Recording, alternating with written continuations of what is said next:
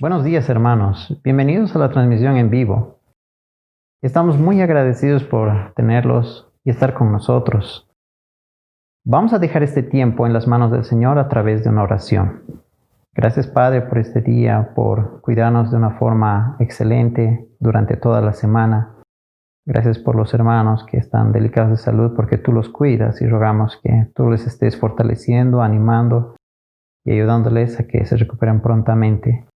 Rogamos mucho por la exposición de la palabra, porque prepares nuestros corazones para que seamos enseñados. También por el expositor, porque pueda transmitir la palabra de una forma muy transparente, clara y precisa. Gracias por todo esto. En el nombre de nuestro amado Señor Jesús. Amén.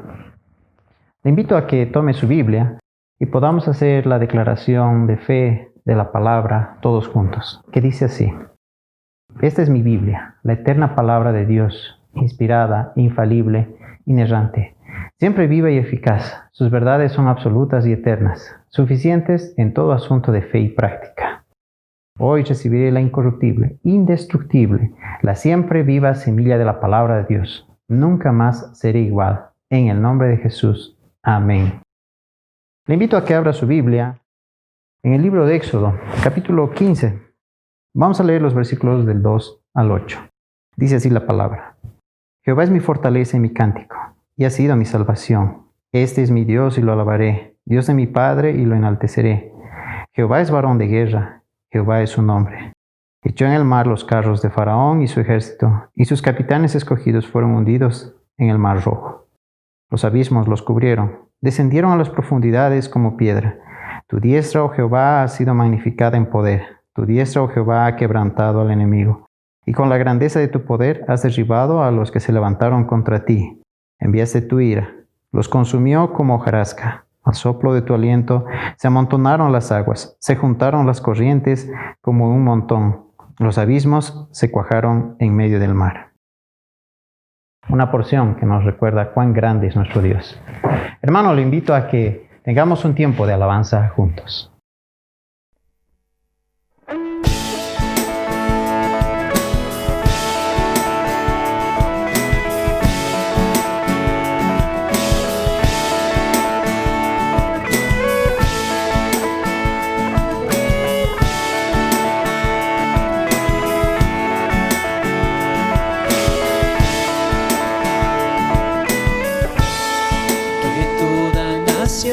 Te adore, que toda la tierra clame a ti, que todos tus santos canten, Santo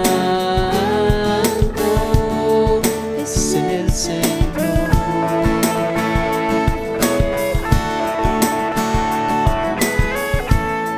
Declaramos tu cielos cuentan tu gloria, oh Dios, y tus redimidos cantan, Santo,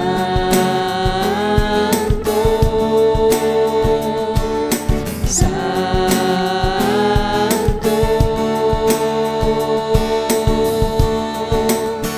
Al cantar, abre los cielos y haz llover. Muestra tu gloria, te queremos ver, y al adorarte, exáltate, glorifícate.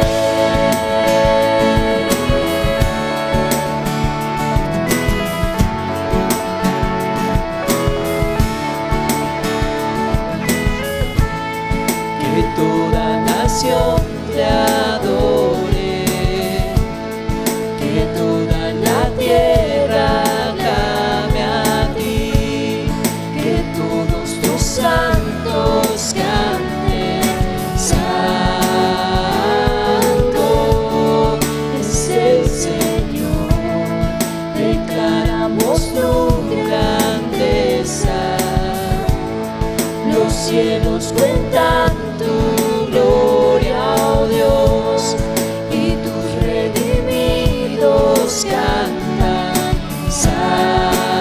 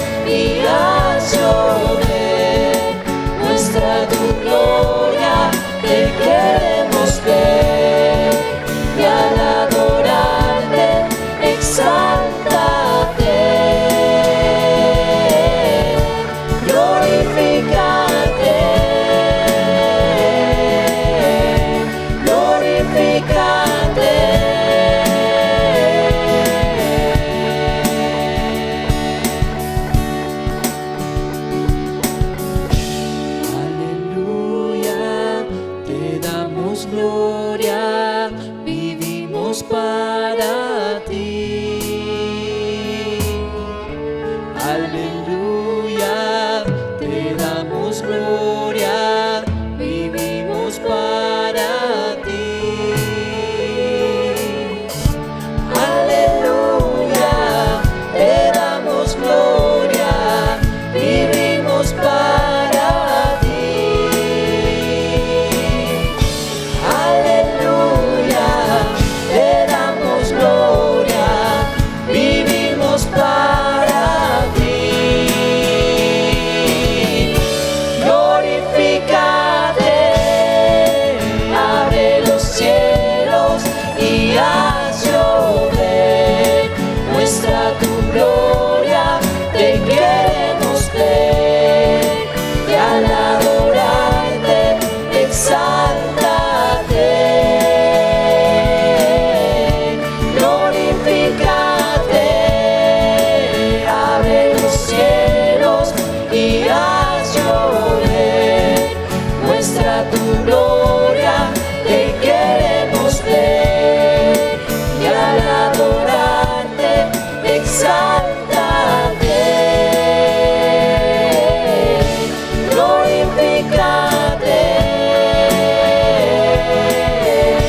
glorifícate,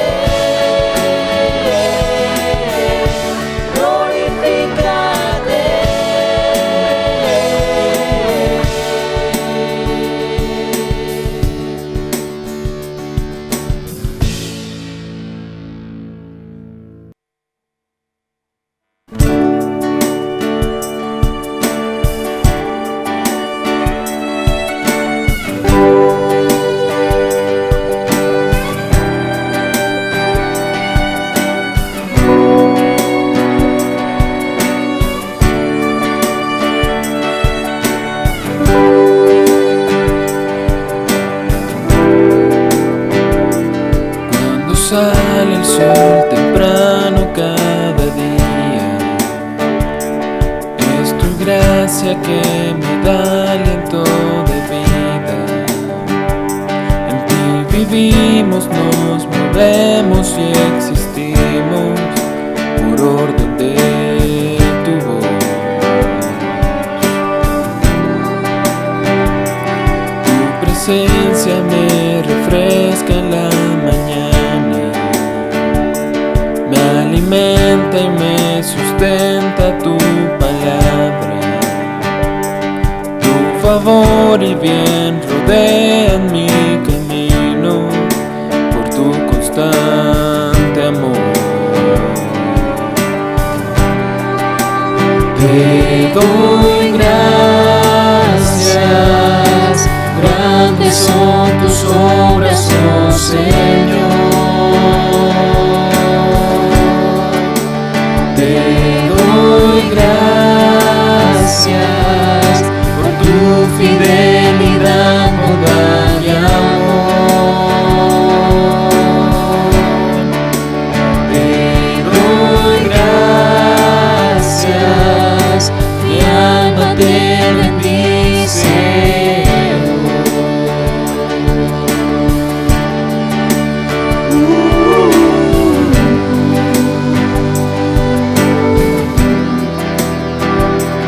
Tú demuestras que me amas y me cuidas, y me suples siempre el pan de cada día. Nada bueno tú retienes a tus hijos, tú eres mi proveedor.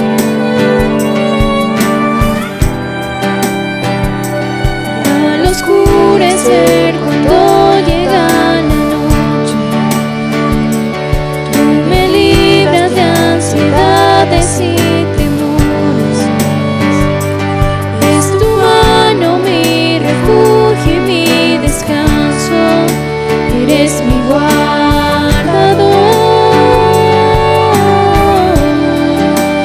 Te doy gracias, grandes son tus obras, oh Señor.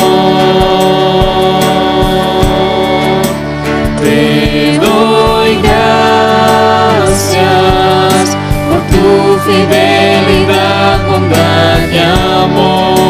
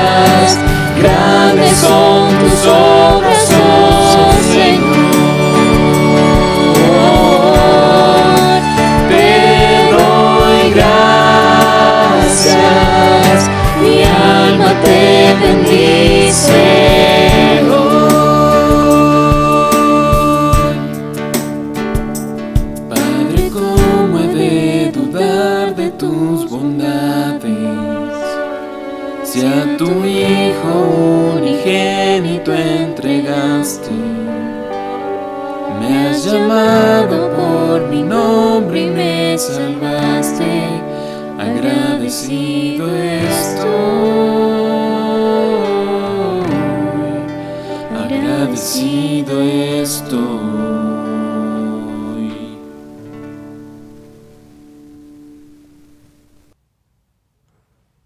Familia, buenos días. ¿Cómo están?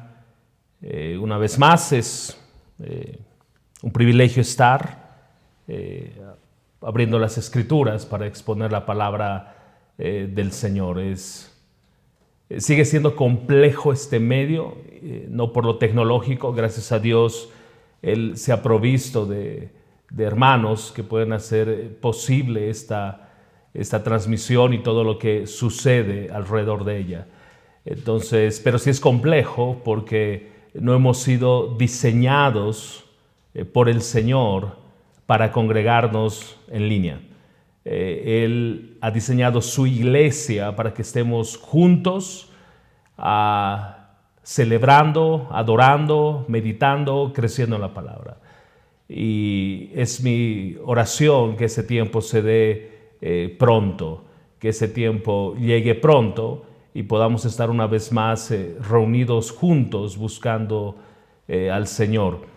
Este es nuestro domingo 13, que nos congregamos bajo esta modalidad, y es mi corazón, el de mi familia, el que esto pase pronto y podamos tener el espacio, el lugar para poder reunirnos y poder crecer en su palabra. Permítame introducir con lo siguiente antes de decirte qué va a pasar a partir de este domingo. Y quiero un poco recapitular lo que ha venido sucediendo a lo largo de estas semanas, porque este domingo es nuestro domingo 13 que nos reunimos por este medio. Dimos inicio a la cuarentena. El tema fue la fe en medio de la adversidad. Tomamos 3 domingos para desarrollar Santiago capítulo 1, del versículo 1 al 12. Nuestro propósito fue que frente a la noticia de la pandemia y al confinamiento que nuestras autoridades establecieron, podamos entender esta coyuntura desde una perspectiva bíblica. Y hacer ello era fundamental. Entender que Dios está en control y que su iglesia estaba siendo probada en la consistencia de su fe era algo que no podíamos perder de vista. Por otro lado, al estar confinados, al estar recluidos en nuestros hogares, Dios empezó y está pasando revista a nuestras vidas. Y Dios ha estado señalando aquello que requiere ser moldeado, aquello que requiere ser transformado, aquello que requiere ser trabajado en nuestras vidas. Por lo tanto, la premisa era que mi actitud frente a la adversidad, frente a lo que Dios iba a hacer en medio de esta adversidad, era fundamental. Yo estoy convencido que Dios te ha hablado a ti a lo largo de estas semanas. Dios nos ha hablado a nosotros, nos ha puesto en situaciones donde ha salido lo que en realidad hay en nuestro corazón, en muchas áreas. Y esa es la idea de este tiempo, no salir de esta cuarentena, porque no hemos salido todavía, no salir de esta cuarentena como hemos entrado. Dios debe ser glorificado en medio de nuestro sufrimiento, en medio de nuestra adversidad, en medio de la prueba. Y ese era el sentido de esos 3 temas que desarrollamos a la luz de Santiago capítulo 1. Hicimos una pausa para recordar la resurrección de Cristo, y esto trajo esperanza, y esto tuvo que motivar nuestro corazón, que aunque estemos en medio de la situación en la que hoy nos encontramos, no solo nosotros, el mundo, tenemos esperanza nosotros como creyentes, porque Cristo ha resucitado. Por lo tanto, nuestra fe no es vana. Por lo tanto, sabemos que como Él resucitó, nosotros también vamos a resucitar con Él. Por ello es que nuestro temor al final de cuentas no es a la muerte. Y debería ser así, aunque las circunstancias y la incertidumbre a veces traen tristeza a nuestro corazón, pero nuestra esperanza mayor es que si hoy nos toca partir, tenemos la firme convicción de que porque Cristo resucitó, nosotros resucitaremos con Él, y no hay mejor cosa en este sentido que estar con Él. Después de hablar de este tema de la resurrección de Cristo por Semana Santa, abrimos una segunda serie que duró 8 domingos. La serie era el juicio de Cristo a las iglesias, donde revisamos Apocalipsis capítulo 2 y capítulo 3, referido a las 7 cartas dirigidas a 7 iglesias en Asia Menor. El propósito fue revisar a la luz de estas cartas y de la revelación del carácter de Dios, la condición de la iglesia en ese momento y esa misma carta que se extiende a lo largo de la historia, como aplica hoy para nosotros. Este era el sentido al momento de abrir esta serie. Si tú recuerdas, tuvimos 5 llamados al arrepentimiento. Y este llamado al arrepentimiento que hizo al Señor terminó siendo resultado de haber abandonado nuestro primer amor. Porque abandonamos nuestro primer amor, el Señor nos dice: arrepiéntete, vuelve a tu primer amor. Luego el Señor nos mandó a arrepentirnos por haber comprometido su verdad, por haber tolerado el pecado. 4, por no despertar de la crisis espiritual. 5, Dios nos mandó a arrepentirnos a aquellos que no estaban saliendo o que permanecían más bien en una tibieza espiritual. Fueron 5 llamados a arrepentimiento. Por otro lado, en medio de Dios revelar su carácter y escribir a cada una de estas iglesias, y de las 7 a 5 exhortarlas y convocarlas al arrepentimiento, y elogiar a 2 de las 7 porque estaban perseverando y estaban siendo fieles. Dios en cada una de las cartas, aún en aquellas que estaban en una situación de crisis, Dios abre un tiempo para que esta iglesia pueda volverse al Señor y pueda disfrutar de las bendiciones que Él tiene para su pueblo. Este domingo vamos a dar inicio a una nueva serie. Es mi oración que Dios nos hable a lo largo de estas semanas que caminaremos en la primera carta del apóstol Pedro. El título de esta serie es Cincelado por la mano del Maestro. Cincelado por la mano del Maestro. Yo creo que el título nos da una idea de lo que va a ser esta carta a lo largo de estas semanas para nosotros. El título no es mío, este es un muy buen título para ser mío. Lo tomé prestado de un pastor que él desarrolló esta idea de cómo Dios trabaja en la vida del creyente, y este título es extraordinario: Cincelado por la mano del Maestro. Nuestro tema para hoy va a ser: Dios no ha terminado contigo. Yo sé que esto puede sonar como muy agresivo probablemente. Dios no ha terminado contigo, pero en realidad lo que debe generar es esperanza. Dios sigue trabajando en nosotros y Él se va a valer absolutamente de todo para que sus propósitos en nuestras vidas se cumplan. Eso es lo extraordinario de esta carta. Esto es lo extraordinario de esta carta primera de Pedro, porque Dios nos va a hablar de tal forma que Él nos va a recordar que nuestro paso por la tierra no es para disfrutar de la tierra, sino para ser moldeados a la imagen de su Hijo.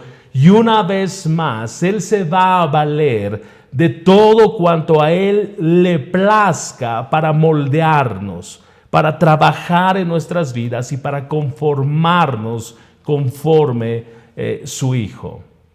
Es mi intención en esta mañana que tengamos una visión de nuestro Dios en medio del sufrimiento.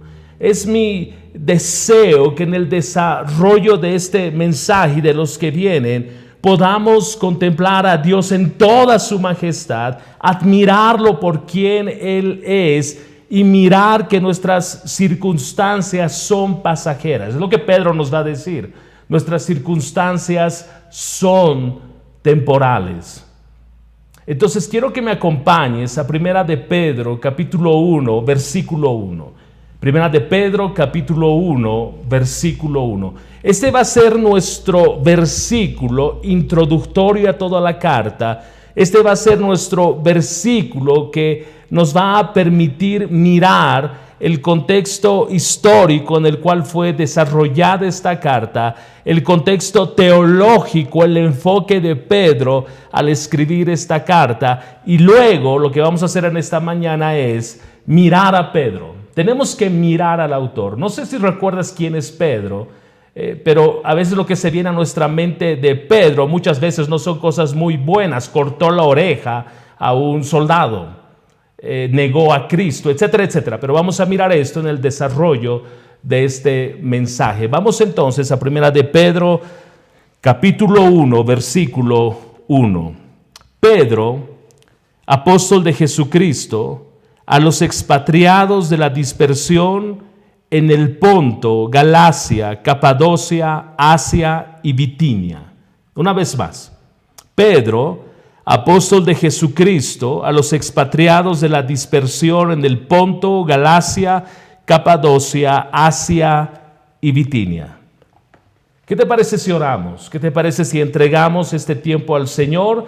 Entregamos esta nueva serie al Señor. Disponemos nuestros corazones para que Él nos hable. Vamos a orar. Padre, gracias. Gracias por tu enorme fidelidad, por tu gran misericordia. Porque a lo largo de estos días, Señor, en medio de las flaquezas, debilidades, dudas, incertidumbre de nuestro corazón, tú nos recuerdas quién eres tú. Tú nos recuerdas que eres nuestro Padre y que es nuestro Padre, es el Dios soberano, el eterno, el dueño y Señor de todo lo que existe. Nos recuerda que nuestras vidas están sostenidas por tu gracia.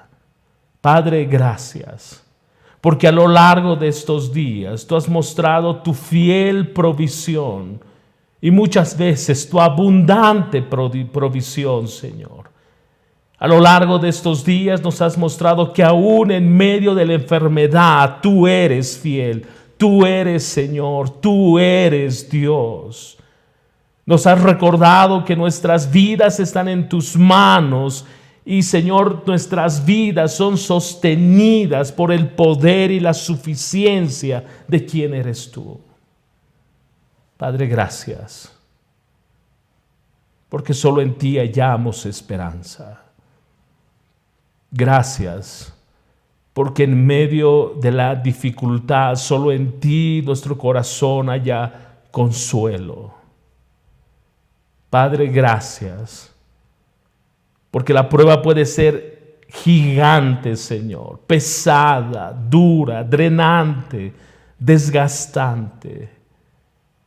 Pero en ti tenemos todo cuanto necesitamos para mirar más allá de las pruebas, Señor, y hallar gozo en medio del sufrimiento, porque tú estás en nosotros y tú caminas junto a nosotros y tú nos sostienes con el poder de tu palabra.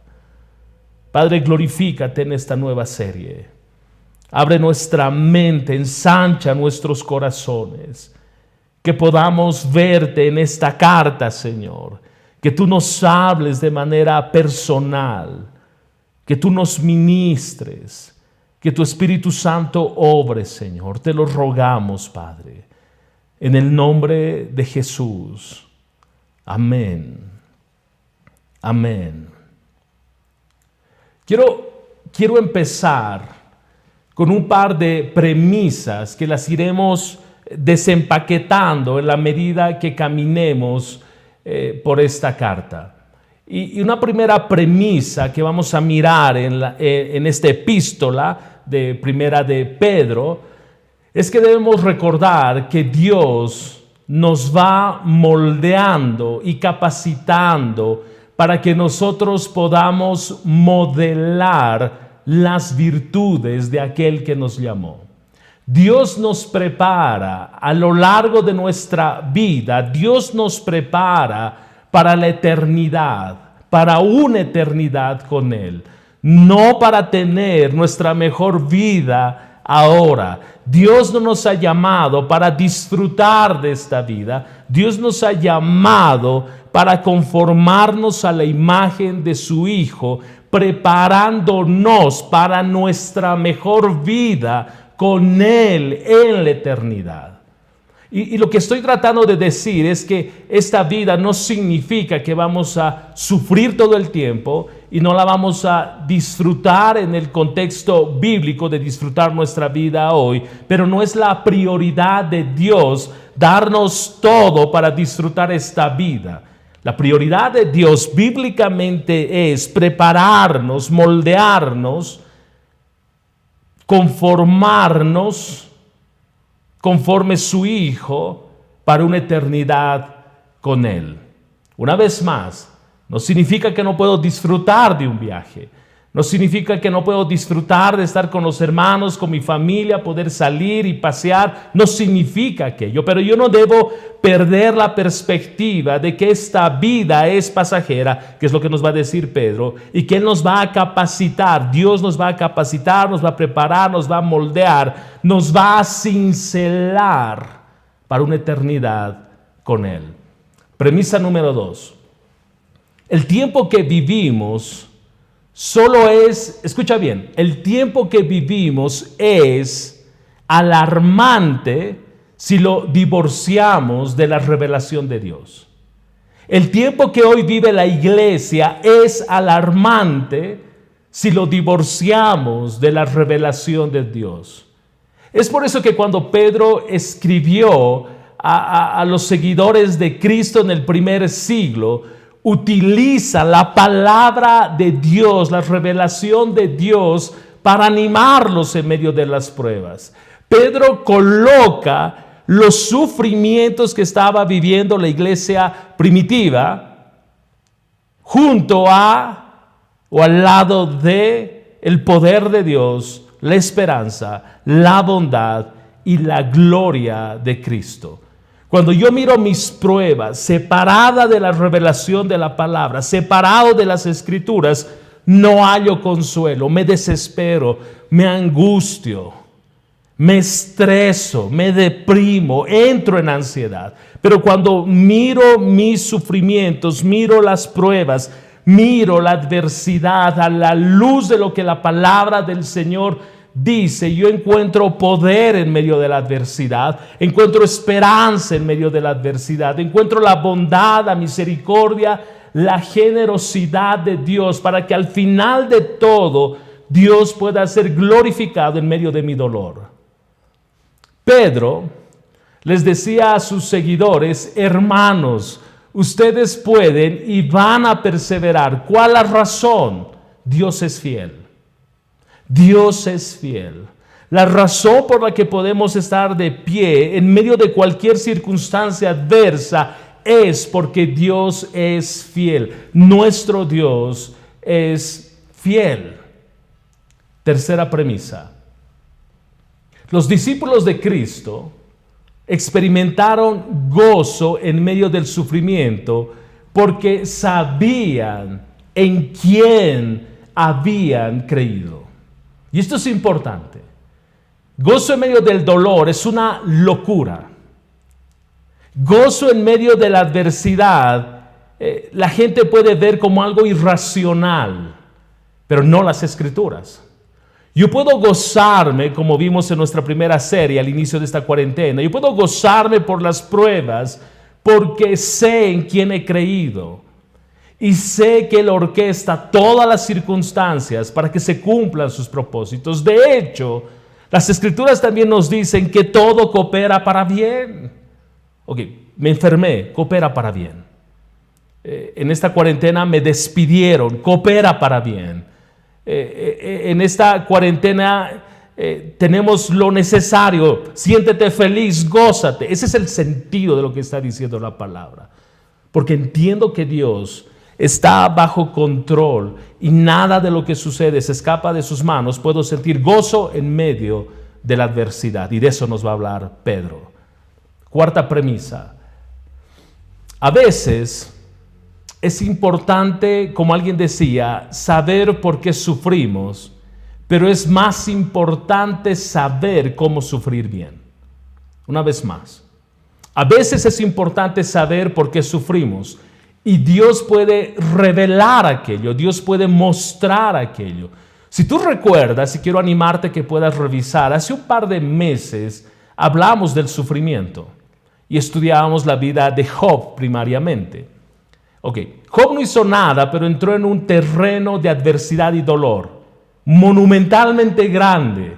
Uno mira a Job y todo lo que pasó, y uno trata de entender su corazón, pero es difícil hacerlo, porque en un solo día pierde sus hijos, pierde todo lo que él tenía, y le viene una sarna maligna. Era impresionante lo que este hombre vivió. Pero Dios no le muestra, Dios no le revela la razón de esa prueba, sino hasta mucho tiempo después. En ese contexto, Dios podría decirnos inmediatamente cuál es la razón de este sufrimiento. Pero ese no es el propósito. El propósito es saber cómo en medio del sufrimiento puedo sufrir bien. Tal vez tu pregunta es, ¿sufrir bien? ¿Cómo alguien puede sufrir bien? Pues quédate con nosotros en esta serie y tú vas a descubrir a la luz de las Escrituras cómo puedes sufrir bien de tal manera de que honres al Señor en medio de tu dolor. Porque no debemos divorciar la idea de que Dios usa las pruebas que experimentamos para purificar nuestras vidas. En medio de las pruebas sale lo peor de nosotros. Es lo que sucede. En medio de la adversidad sale a relucir nuestro carácter, nuestro temperamento, probablemente la flaqueza de nuestra fe, debilidad de nuestra mente y corazón respecto a las promesas de Dios. Y eso es bueno. Por eso Dios orquesta las pruebas, para decirnos dónde va a trabajar. Pero no olvides tampoco que si bien Dios usa las pruebas para purificar nuestras vidas, nuestro sufrimiento entonces es parte integral del proceso de nuestra santificación.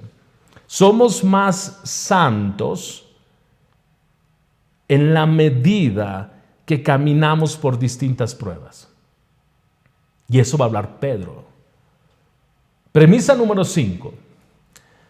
Al revisar la primera carta de Pedro, veremos la necesidad monumental de recuperar un amor genuino por la iglesia de Jesucristo.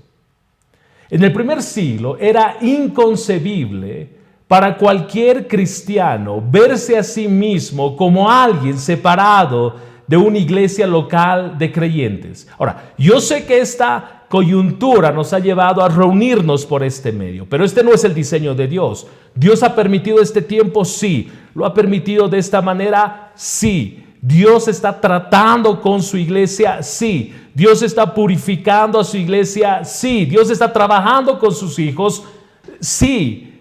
Y Dios nos va a reunir en un tiempo dentro del diseño y el modelo que Él tiene en las Escrituras para con su iglesia. Por eso es que Pedro nos va a decir que tú y yo debemos anhelar estar en comunión con nuestros hermanos.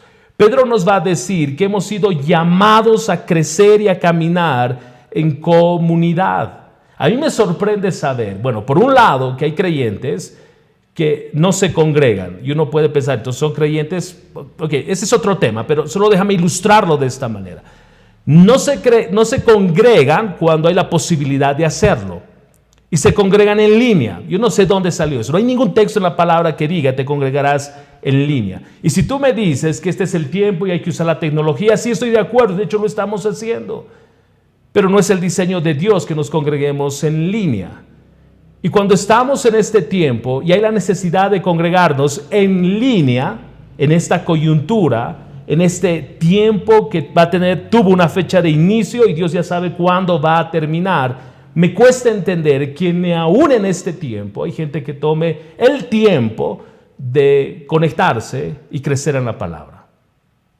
Pedro, si estuviese hoy, se rasga las vestiduras, porque él entendía que la razón de la iglesia es la comunidad. La razón de la iglesia es animarnos y fortalecernos mutuamente y caminar juntos en el Señor. Y de eso nos va a hablar Pedro. Sexta premisa. Pedro exhorta a los cristianos a ser buenos ciudadanos. A mí me impresiona. He leído un par de veces la carta primera de Pedro para mirar el enfoque que Pedro va a usar en el desarrollo de esta carta. Y a mí me llama la atención un par de cosas. La primera cosa que me llama la atención a la luz de esta premisa número 6 es que Dios usa a Pedro desde una perspectiva distinta para hablar sobre la adversidad. No solo va a hablar cuál debe ser el comportamiento del creyente en medio de una persecución, sino que va a hablar de el carácter del creyente que debe buscar ser un buen ciudadano, aunque su gobierno sea un gobierno opresor. Esa es una prueba, esa es una adversidad, es así como lo enfoca Pedro. Nos va a llamar a ser siervos obedientes, va a llamar a las esposas a estar sujetas, va a convocar a los esposos a ser considerados con sus esposas, nos va a llamar a ser cristianos compasivos. Y la razón de todo esto en la mente de Pedro es que somos extranjeros en este mundo y representamos al reino de Dios. Entonces note que no solo debemos pensar adversidad como sucedió en gran parte de la iglesia primitiva en el siglo I, como persecución. Sí se dio aquello. Y en muchos lugares hoy se sufre persecución. Pero Pedro está yendo un poco más allá y Pedro dice, puede haber adversidad, hablando a las esposas, cuando tu esposo no es creyente. Puede haber adversidad cuando tu esposo no es un hombre considerado. Cuando siendo cristianos no somos compasivos.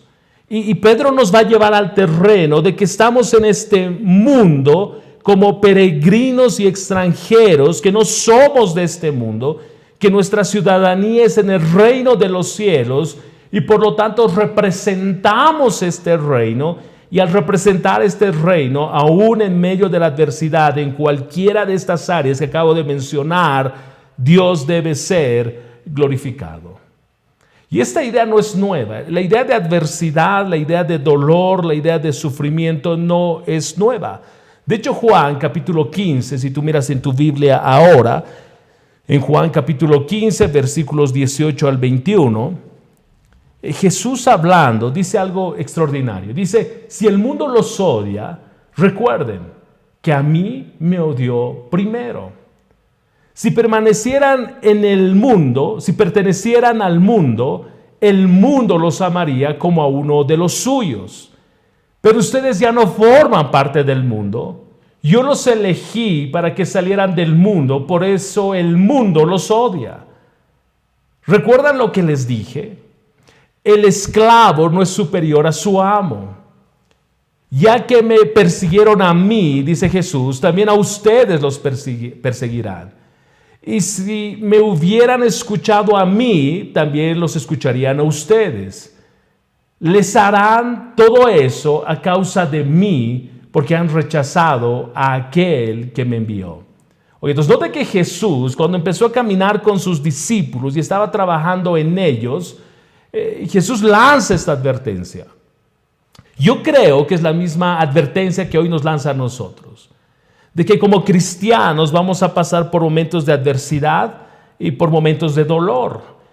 No necesariamente en medio de una persecución, pero probablemente en tu hogar, probablemente en el trabajo, probablemente en medio de una sociedad que cada vez es más inmoral. El Señor está diciendo, a mí me rechazaron siendo el Hijo de Dios, a mí me rechazaron, no esperen ustedes algo distinto. No esperen ustedes algo distinto. Y noten cuando lo dice casi a la mitad de su ministerio. Es que hay que tomar una decisión. Si yo sigo a Cristo, debo entender que estoy representando un reino y debo modelar los estándares de ese reino, y de eso nos va a ir hablando Pedro. Note esto otro. Pablo, después de que fue apedreado y fueron abandonados casi muertos en Listra, Pablo y Bernabé escriben lo siguiente. Pablo escribe lo siguiente, dice él: después de predicar la buena noticia en Derbe y de hacer muchos discípulos, la palabra dice, Pablo y Bernabé regresaron a Listra, Iconio y Antioquía de Pisila, donde fortalecieron a los creyentes. ¿Cómo los fortalecieron? El texto dice, los animaron a continuar en la fe y les recordaron que debemos sufrir muchas privaciones para entrar en el reino de Dios. Horizontalmente ese tipo de ánimo no ayuda. O sea, si lo ves a Pablo y lo ves a Bernabé magullados por los golpes que recibieron, que casi los dejan muertos, y llegan a la iglesia y el texto nos dice que animaron a los hermanos a continuar en la fe. ¿Y cómo los animaron? Uno diría, miren, tengan cuidado, si ven mucha gente, váyanse por otro lugar, o a ver, hagamos algo parecido, no sé, algo que nos proteja la cabeza, lo que sea. Uno pensaría que de manera horizontal puede ser animado de esa manera. O no seamos tan agresivos, veamos dónde vamos. No, esa no fue la forma en que Pablo motivó a estos hermanos en la iglesia primitiva. Él les recordó que debemos sufrir muchas privaciones. ¿No te parece como extraño? Llegan magullados, les animan a los hermanos, y la forma en que animan a los hermanos es diciéndoles debemos sufrir muchas privaciones para entrar en el reino de Dios. Es que esto hoy no escuchas. Es que como que este no es el mensaje que la iglesia da hoy, o son muy pocas las iglesias que te dicen y te animan que vas a sufrir muchas privaciones por la causa de Cristo. Hoy el mensaje es distinto. Hoy el mensaje es prosperidad. Hoy el mensaje es tu economía. Hoy el mensaje es crecer de niveles y tener gente subordinada a ti para que haga tu trabajo. Ese es el modelo hoy, pero no el modelo bíblico. Note lo que le dice Pablo a Timoteo. En 2 Timoteo capítulo 3, versículo 12, Pablo le dice, serán perseguidos todos los que quieran llevar una vida piadosa en Cristo Jesús. Es que algo está mal. Jesús nos dice que como Él fue rechazado, nosotros vamos a ser rechazados. Pablo, después de ser golpeado con Bernabé, llega a la iglesia a animar a los cristianos y les dice debemos sufrir muchas privaciones. Pablo le escribe al joven Timoteo y le dice, serán perseguidos todos los que quieran llevar una vida piadosa en Cristo Jesús. Y Pedro, en esta carta que vamos a estudiar, en 1 de Pedro, capítulo 4, versículo 12, Pedro va a decir, queridos amigos, la Nueva Traducción Viviente, queridos amigos, no se sorprendan de las pruebas de fuego por las que están atravesando, como si algo extraño les sucediera. En cambio, alégrense mucho porque estas pruebas los hacen ser partícipes con Cristo de su sufrimiento para que tengan la inmensa alegría de ver su gloria cuando sea revelada a todo el mundo. Jesús dice van a sufrir porque yo sufrí. Pablo anima a la iglesia y les dice van a sufrir privaciones. Pablo le escribe a Timoteo y le dice serán perseguidos. Y Pedro, en su estilo, por quién era Pedro, les dice, esto no es algo extraño. No sé si les llama la atención. Esto que están sufriendo no es extraño. ¿De qué se sorprenden? Esto que están atravesando, este fuego por el cual están atravesando, ¿por qué se sienten extrañados? Como si algo raro estuviese sucediendo en sus vidas. En cambio, dice Pedro, alégrense mucho. Porque estas pruebas los hacen participantes o partícipes con Cristo de su sufrimiento. Note la perspectiva. De hecho, este es el Pedro que dijo: yo no soy digno de morir como mi maestro. Por favor, crucifíquenme de cabeza. Ni aún en su muerte se consideraba digno de padecer como su maestro padeció. No se consideró digno de morir de manera vertical, como murió Jesús en la comparación que hace el texto, sino que él decidió morir clavado de cabeza, en una cruz clavado de cabeza. Este es Pedro. Y si él estuviese una vez más hoy parado delante nuestro, y cada uno de nosotros le empieza a contar las pruebas de fuego por las que está atravesando, y alguien se acerca a Pedro y le dice: oye, Pedro, hay enfermedad, hay tristeza en mi familia, estoy desempleado, mis hijos no me escuchan, mi esposo no es cristiano, no sé cómo tratar a mi esposa. Y uno empieza a hablarle de todas sus pruebas. Es como que Pedro nos miraría y nos dijese: ¿y qué de extraño está sucediendo? Estas pruebas son normales, porque estas pruebas nos identifican con lo que Cristo padeció. Alégrate, alégrate, porque va a llegar el tiempo, tu esperanza va a llegar. Tu esperanza va a ser revelada en este mundo. Hoy sufres, pero no te sorprendas. Alégrate porque el Señor va a regresar. Alégrate porque tu esperanza está cerca. Ese es el énfasis de Pedro. Pedro nos va a decir que si el creyente no experimenta muchas privaciones, no es perseguido, no está pasando por pruebas de fuego, puede deberse a que no está modelando en este mundo un estándar de vida que refleje a Cristo. O puede ser que se está conformando a este mundo. Porque todo creyente en alguna medida pasa por aflicción. Y si tú no estás pasando por aflicción, y si no hay un tiempo de prueba y es un tiempo de quietud, está bien. Está bien, nuestro corazón puede gozarse, nuestro corazón puede alegrarse, pero cuando venga la prueba, como dice Pedro, que no te extrañe, porque esto es parte de nuestra vida. Pero el otro terreno es: nunca experimento pruebas, nunca experimento aflicción, no me rechazan, no me excluyen. Tú debes cuestionarte entonces si genuinamente estás modelando al Señor, porque si yo modelo al Señor, vivo un estándar de vida distinto que no armoniza con el mundo. Mi lenguaje es distinto, mi forma de pensar es distinto, mi forma de vivir es distinto. Y aún Pedro nos va a decir, la forma de vestirse es distinta. Ok, avancemos en esto. Vamos a hablar un poco del contexto histórico en el que se escribe esta carta. Y es importante conocer esto, porque este contexto nos va a poner en el lugar correcto para poder interpretar la carta de manera apropiada. Los historiadores han registrado información acerca de las persecuciones provocadas por los emperadores romanos. Nerón, que gobernó desde el año 54 al 68 después de Cristo, quemó 2/3 de las casas de Roma en julio del año 64 y acusó a los cristianos de este hecho. Los historiadores romanos nos dicen que a raíz de esto Nerón quemó a los cristianos en fogatas, muchas fogatas en Roma. De hecho, no solo los quemaba en fogatas, sino que iluminaba calles de la ciudad de Roma con cristianos colgados siendo quemados.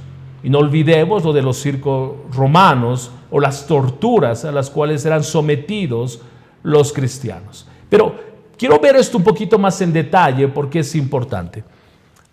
Cuando la ciudad de Roma ardía, los romanos creyeron inicialmente que su emperador Nerón le había prendido fuego a la ciudad.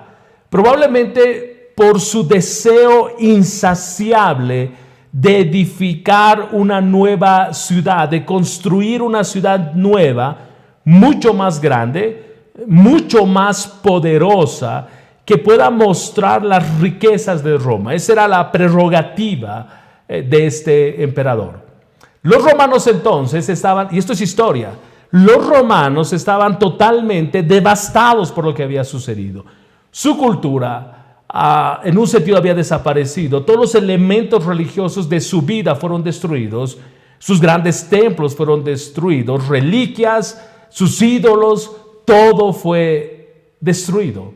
Las implicaciones religiosas y políticas de lo que había sucedido eran monumentalmente fuertes, porque ellos empezaron a decir: nuestros dioses no fueron capaces de lidiar con este incendio. Las personas estaban sin casa, las personas estaban sin esperanza. Habían muerto muchos y su resentimiento políticamente se empezó a orientar hacia Nerón. Empezaron a rechazar a Nerón porque se dieron cuenta que él había sido el que provocó todo este fuego por su deseo insaciable de tener una ciudad más grande y más poderosa. Entonces, lo que hizo Nerón históricamente es redirigir la hostilidad del pueblo hacia él, hacia un grupo llamado cristianos.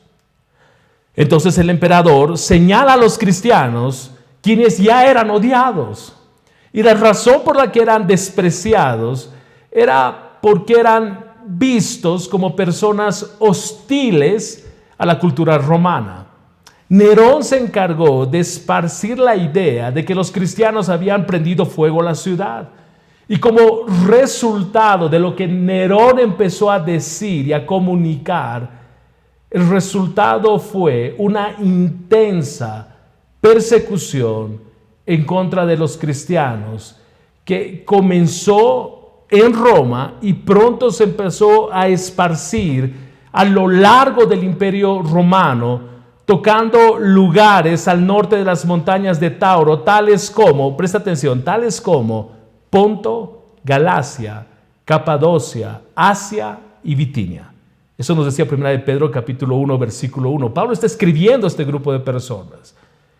Entonces los cristianos, a quienes Pedro les llama peregrinos, estos peregrinos que probablemente en su mayoría eran gentiles, fueron llevados por Pablo al evangelio, pero en este momento necesitaban ser fortalecidos espiritualmente porque esta persecución se había desatado en contra de ellos. Entonces Pedro, inspirado por el Espíritu Santo, escribe esta epístola para fortalecerlos en medio de las dificultades, en medio de la adversidad. Ok, ese es nuestro contexto histórico. Vamos un poco más allá. Revisemos un poco el contexto teológico. Y esto para nosotros es importante porque necesitamos entender cuál es el enfoque de Pedro en el desarrollo de esta carta. Decíamos que la carta fue escrita durante un tiempo en la que los cristianos eran perseguidos por el simple hecho de ser cristianos. Y eran perseguidos por ser cristianos porque eran diferentes. Esa palabra subráyala en tu mente. Eran diferentes a todos los demás. Ellos no adoraban a los dioses romanos.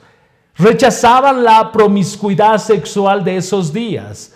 Ellos practicaban la adoración solo a Dios y buscaban atraer a las personas a Dios por su forma o estilo de vida. Ellos no abrían como mesitas y decían, mire, pare de sufrir y acérquese, pare de sufrir y acérquese. No. Ellos modelaban un estilo de vida que armonizaba con la fe que habían abrazado y entonces muchos eran atraídos al Señor. Entonces, debido también a que los cristianos eran diferentes, eran distintos, aún los oficiales romanos los discriminaban haciendo falsas acusaciones contra los cristianos, y de eso nos va a hablar Pedro en el capítulo 2. Por otro lado, los cristianos, al ser diferentes, Un marido incrédulo podía rechazar a su esposa cristiana. Y Pedro, nos va a hablar en el capítulo 3. Debido a que los cristianos eran diferentes, sufrían pérdidas materiales. Ellos podían salir de compras, iban al mercado, pero cuando llegaban a sus casas, sus hogares habían sido saqueados. Esta era la adversidad que estaba enfrentando la iglesia primitiva. En este contexto de discriminación por causa de su fe, Pedro les escribe a los cristianos que están dispersos en Asia Menor para recordarles que todos los cristianos han sido llamados a sufrir como Cristo. ¿Recuerdas nuestra premisa? En el capítulo 5, versículo 9, Pedro va a decir: sus hermanos en todo el mundo están soportando la misma clase de sufrimiento. Entonces Pedro les está diciendo: ustedes no son los únicos que están sufriendo. Ustedes no son los únicos que están pasando por distintas adversidades. A lo largo del mundo hay hermanos creyentes, hombres que pusieron su esperanza en Cristo, que al igual que ustedes están pasando por la misma clase de sufrimiento. Entonces, Pablo, al dirigirse a esta iglesia que estaba sufriendo persecución y que esta persecución se incrementaba cada vez más y más, el propósito de la carta termina siendo doble. Primer propósito de la carta: enseñarles cómo vivir victoriosamente en medio de las dificultades.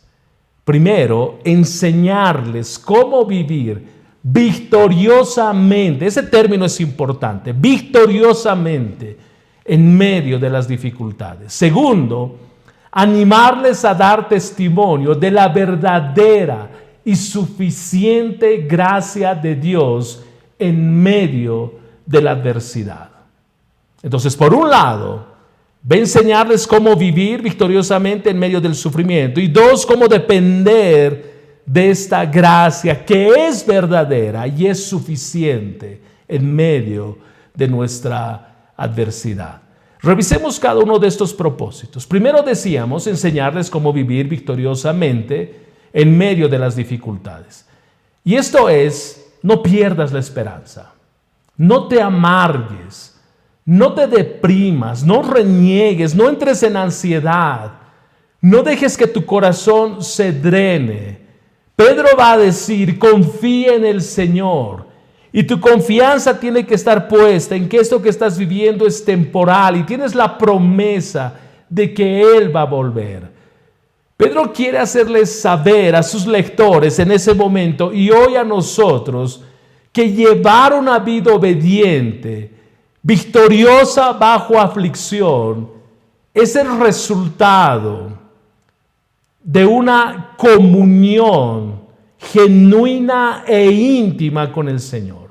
No hay manera, préstame atención por favor, no hay manera de que tú puedas sostenerte en medio de las dificultades y de la adversidad y de la situación que estés pasando si tu comunión con el Señor está diluida. No hay manera.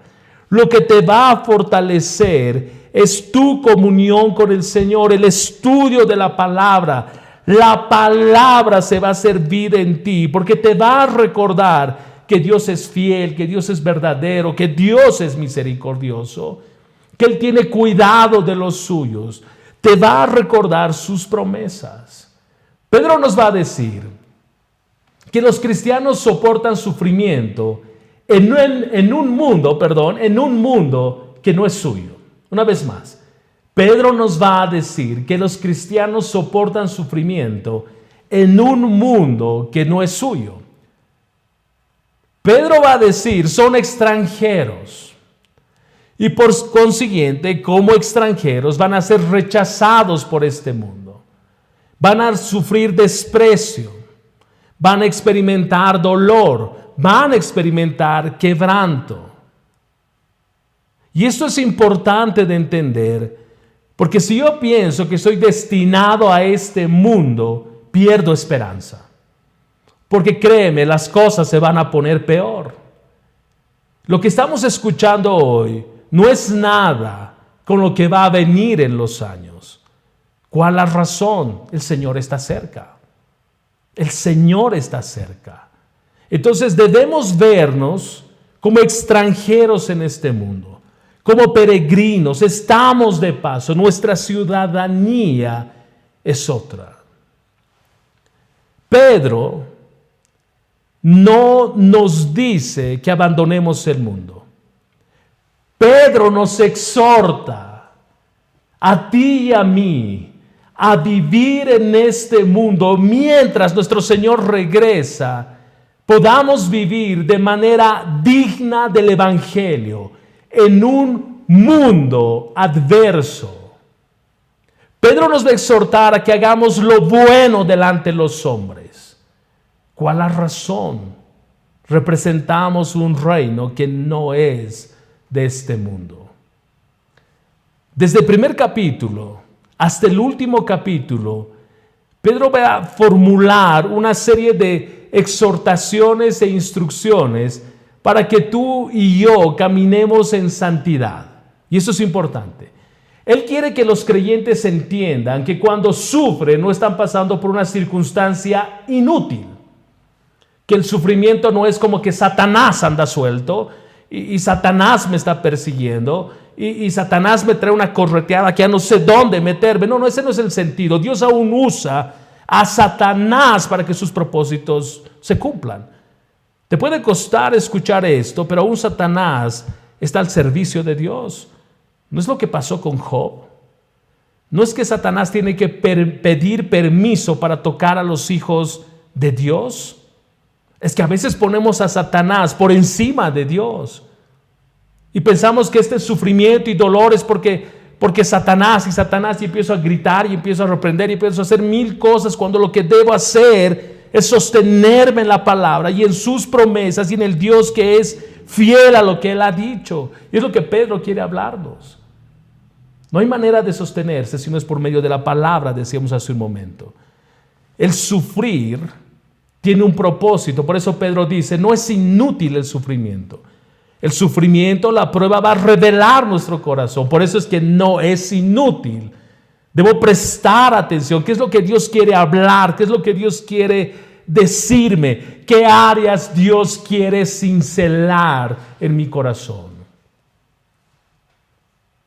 Alguien dijo, de esta manera, la vida cristiana puede ser resumida como un llamado a la victoria y gloria. Y hasta ahí nos encanta. Y hasta todos dirían amén. Pero fíjate cómo cierra esto, que es una realidad a la luz de Primera de Pedro. Entonces la vida cristiana puede ser resumida como un llamado a la victoria y la gloria a través del camino del sufrimiento. Debido a que los cristianos a los que se dirige la carta primera de Pedro vivían bajo persecución, Pedro instruye a identificarse con los sufrimientos de Cristo, porque esto va a traer esperanza. Pedro se dirige a los esclavos que sufren injustamente a manos de amos crueles. Primera de Pedro, capítulo 2, versículo 18. A esposas que viven con esposos incrédulos. Pedro se dirige a hombres que no estaban tratando de manera santa ni bíblica a sus esposas.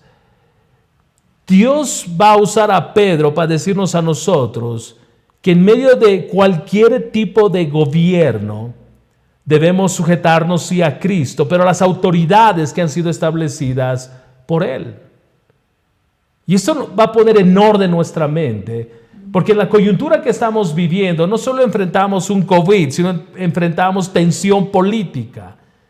Y a veces uno polariza su opinión por irse por distintos colores. Pero Pedro nos va a decir que no es un asunto de colores. No es un asunto si está en autoridad el que me gusta, sino la actitud de mi corazón por cada autoridad que Dios ha establecido. Y esta es la idea de Pedro. Esto es lo que Pedro quiere llevarnos a hacer y finalmente a decidir. Pedro nos quiere recordar que estamos en el mundo para hacer la voluntad de Dios. Estamos en este mundo para caminar conforme la voluntad de Dios. Son tiempos difíciles. Son tiempos difíciles. Pedro nos va a decir que algunos serán tentados a comprometer lo que creen con el fin de poder cuadrar en la cultura para evitar el sufrimiento. Pedro nos va a recordar repetidamente a lo largo de su carta que a pesar de nuestro estado de ser extranjeros en este mundo, tenemos un lugar seguro que espera por nosotros. Pedro nos va a decir y lo va a sostener en todo un capítulo que Dios nos va a vindicar, Dios nos va a llamar en medio del sufrimiento que estemos experimentando para disfrutar de sus promesas. Y ojo en esto, Pedro lo va a poner en dos terrenos. Primer terreno, en medio del dolor y el sufrimiento, Dios te levanta y te sostiene y te permite disfrutar de sus bendiciones. Segundo terreno, Dios puede verte en medio del sufrimiento,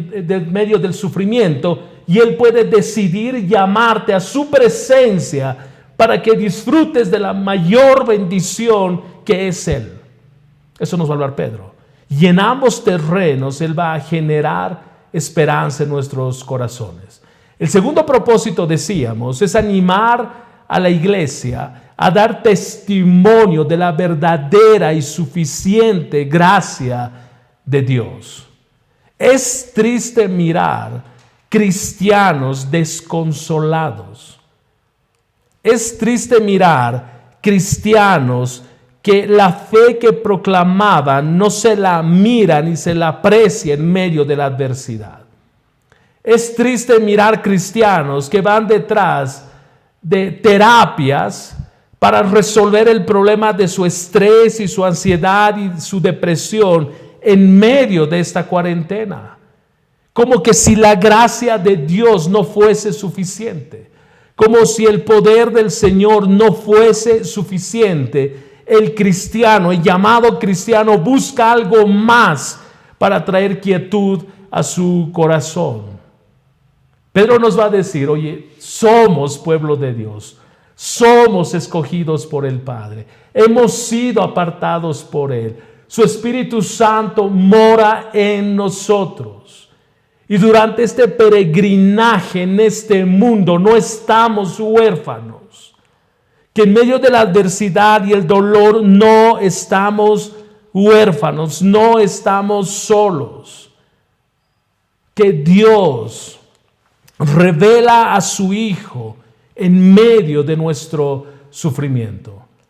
Un teólogo decía lo siguiente: al compartir estas verdades con sus primeros lectores, Pedro esperaba que fueran capaces de enfrentar con gran gozo las pruebas en este mundo, manteniéndose firmes en el conocimiento de que su vindicación será llevada a cabo cuando Cristo se revele. Fin de la cita. Esta carta nos va a revelar, nos va a mostrar el carácter de Dios. Y lo que Pedro busca es que al contemplar a Dios, al mirar su carácter, al mirar su naturaleza, esto pueda traer a nosotros ánimo y consuelo en medio de la situación en la que nos encontremos. Pedro nos va a mostrar a Dios como accesible. Nuestro Dios es accesible. Nuestro Dios es fiel. Nuestro Dios es santo, justo, paciente, misericordioso y recto. Y esto está explícitamente declarado en Primera de Pedro. Entonces, en este sentido, nuestro paraguas para poder caminar por esta carta, vamos a dividirlo en tres secciones. La primera sección, Pedro nos va a recordar el regalo de la salvación y sus implicaciones. Y esto es importante para Pedro, porque yo tengo que saber quién soy en Cristo para que en medio de la adversidad pueda sostenerme en quién soy. Y lo que soy en Él está descrito en los primeros 2 capítulos. Segundo, Pedro nos va a decir que frente a la realidad de esta salvación, tenemos la responsabilidad de ser ejemplo en medio de la adversidad. Ser ejemplo en medio de la adversidad. Tú debes ser ejemplo, yo debo ser ejemplo en medio de la adversidad. Los no creyentes deben ver a los creyentes que durante la adversidad su corazón se sostiene porque conocen a Dios y disfrutan de su misericordia y de su fidelidad. Insisto con la idea de hace unos minutos atrás. Es triste ver creyentes que en medio de esta aflicción, de esta adversidad, andan más desconsolados que un no creyente. Andan más afligidos y desesperados y angustiados que un no creyente. La pregunta para ti va a ser, ¿dónde o en quién pusiste tu esperanza? Porque si la pusiste en Cristo, tú sabes que Él está en control. El tercer aspecto que vamos a mirar en esta estructura, en esta carta, es que Pedro nos va a recordar que tenemos esperanza porque Cristo regresará. ¿No te parece extraordinario? ¿Quiénes somos en Él? Segundo, que nos mantengamos fieles, firmes, que modelemos un estándar de vida que armoniza con quienes somos en Él. Y tercero, que en medio de esta temporalidad de dolor y sufrimiento y adversidad, en medio de esta temporalidad, tú y yo tenemos esperanza porque Cristo regresará. Ese es nuestro techo. Vamos a caminar estas semanas sobre esta base. Yo quiero dejar para la siguiente semana el hablar de Pedro, porque no podemos empezar la carta sin conocer al autor, quien es Pedro. Y al conocer a Pedro, vamos a descubrir que somos como él, que necesitamos ser cincelados por la mano del Maestro. Y lo que hacen las pruebas es cincelarnos. Lo que hacen las pruebas es retirar todo aquello que no armoniza con la visión que Dios tiene de ti y de mí. El ser cincelados para Pedro fue un cambio radical en su estilo de vida que lo llevó cada vez más a ser conformado a la imagen de su Maestro. Pero note que aquello que Dios retira de nuestras vidas es aquello que estorba, es parte de ser cincelado. Tú miras a un escultor y empiezas a retirar de esa piedra de mármol todo aquello que no abraza la visión que él tiene de ese mármol. Dios hace lo mismo con nosotros. Dios agarra su cincel y empieza a retirar de nuestra vida todo aquello que no suma, todo aquello que no nos lleva a vivir una vida que se alinee al Señor, todo aquello que no contribuye a parecernos más al Señor. Y créeme, es doloroso. Créeme que hay llanto, pero de eso se trata. No de llanto, no del sufrimiento, se trata de ser conformados a la imagen de su Hijo. ¿Por qué no oramos? Padre, gracias por tu palabra. Señor, gracias por el desafío de esta carta. Señor, gracias por lo que has hecho a lo largo de la historia, al momento de sostener a cristianos, Señor, que han pasado por distintas situaciones adversas. Desde el inicio de tu iglesia, el ser perseguidos, el pasar por tribulaciones, por adversidad, y aún en cosas tan domésticas, Señor, el modelarte en medio de adversidad. Señor, ayúdanos en este tiempo. Que nuestros corazones sean consistentes con quienes somos nosotros. Que nuestros corazones sean consistentes con la fe que hemos abrazado. Que entendamos, Señor, nuestra posición en ti. Que entendamos que somos peregrinos en este mundo y que las pruebas que experimentamos y vivimos y la aflicción y el dolor, la adversidad, la enfermedad y todo cuanto podamos vivir, Padre, es temporal. Es temporal. Y aún en medio de esta temporalidad, tú usas todas estas circunstancias para seguir moldeándonos, para seguir trabajando en nosotros. Señor, porque tú tienes los ojos puestos en la eternidad. que nuestros ojos, al igual que los tuyos, no estén puestos en esta temporalidad, que estén puestos en la eternidad. Que veamos que lo que hoy vivimos son espacios que tú has orquestado para seguir cincelando nuestras vidas, para seguir cincelando nuestros corazones, de tal manera que estemos preparados para una eternidad contigo. Que veamos estos sufrimientos como no exclusivos de nosotros, sino que recordemos que cientos y miles de hermanos a lo largo de la historia han pasado por momentos como los nuestros. Que entendamos que el sufrimiento nos permite identificarnos con tus sufrimientos. Que haya gozo en nuestro corazón por lo que tú vas a hacer en medio de la adversidad. Gracias, Padre. Gracias por tu bondad. Gracias por tu generosidad.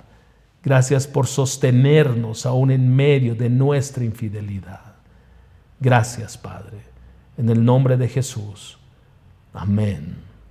Amén. Queridos hermanos, Dios los bendiga. Dios los guarde, hermanos.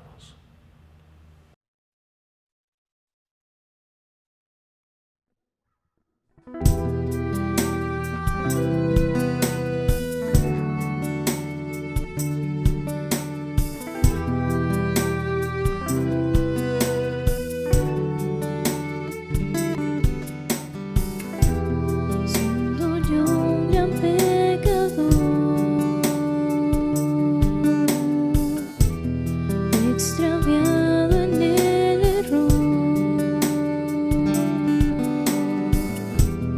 incapaz fui de quitar la culpa que cargaba mi corazón. Tu gracia, ¿quién puede medir? Tu amor no tiene un igual. Cuando perdido estaba yo, viniste a mi encuentro, mi Salvador. Fue tu gracia que mi vida renovó. Fue tu gracia que mi deuda canceló. Fue tu gracia que de muerte me llevó a vivir para tu gloria, oh Señor.